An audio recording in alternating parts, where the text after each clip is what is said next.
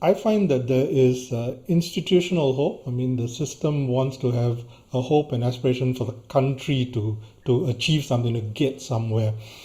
That doesn't necessarily translate down to hope in individuals, because you are still governed by your own, sort of community and abilities. Does that make it difficult for people to have hope when a country is like gunning for great things, but as individuals we can only do so much? Maybe some individuals can attain that, be part of the system, and make that thrive. But by and large, a lot of people are just trying to function. Yeah, you see, to me, that's the problem. Good governance, I think, is when the national hopes or aspiration is very in sync with the people's hope and aspiration. And I think, sadly, with in a lot of countries, and especially under capitalism or capitalistic structures, the two is very divorced. So I think for real growth and development of a country, the people must grow along, and if that is to happen, the two must come together. So I think this is a problem in itself, the fact that the two are divorced. Singapore, our current leadership is shooting itself in its foot, because what is its aspiration is not always bringing the masses along with its aspiration. That division is a problem in itself, and I don't think it's possible for a country to achieve anything if the populace is not alongside it. Okay. Can I share Yes, an please, Manny. example that perhaps fits what you're saying?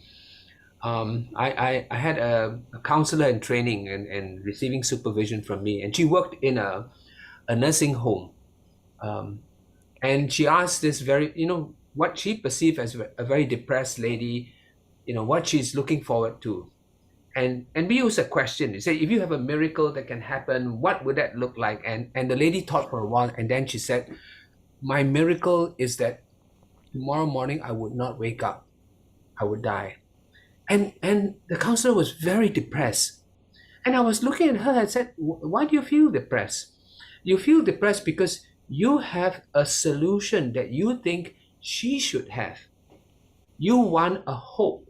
That's like what Normala, you're saying, maybe our leaders perceive that this is the hope for Singaporeans. But it's not every Singaporean's dream of hope. For this lady, her hope for her life to end, of course we don't want her to go before her time, is to release herself from her pain, from her suffering, from her loneliness, and maybe to release her family members from the burden that she feels, rightly or wrongly, that she's imposing on them.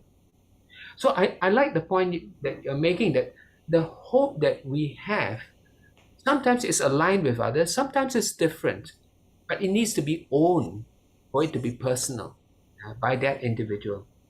It just got me thinking what Normala was saying just now about how the people's dreams, they're so varied, they're so different, and what the higher up or government might not be able to satisfy.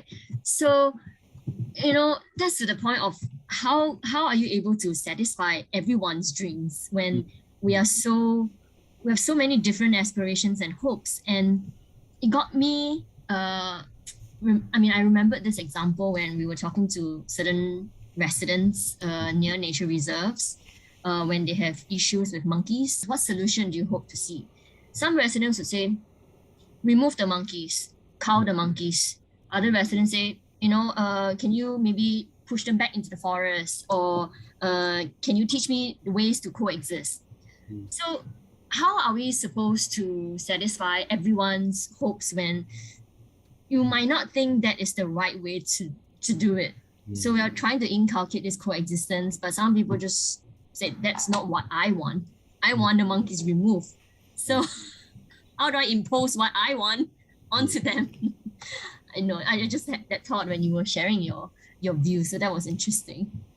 Yeah. So essentially, we can all have our individual hopes, right, and desires, and and somehow we still have to try and find a way of hitching that hope to the larger hope in play, right? The bigger picture. Some are able to, some are not. Is there a way to develop more alignment between the hopes of a nation and individual hopes? Well, I think I always hold leaders. I'm not talking about the political leaders in this instance.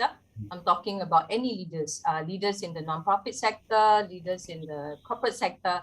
I think the responsibility always lies more with the leaders, because you are at the helm, because you have the power, you have the resources with you. So I think, it is, I squarely put the responsibility on the leaders first.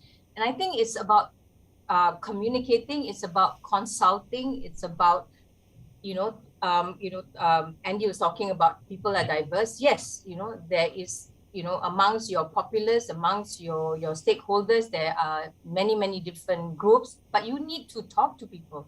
You need to communicate, you need to understand. And then based on that, then, develop what you need to do. So I feel like the consultation and the communication is key in terms of the leadership, whatever leadership, state leadership, organizational, institutional leadership, with your stakeholders. That's number one.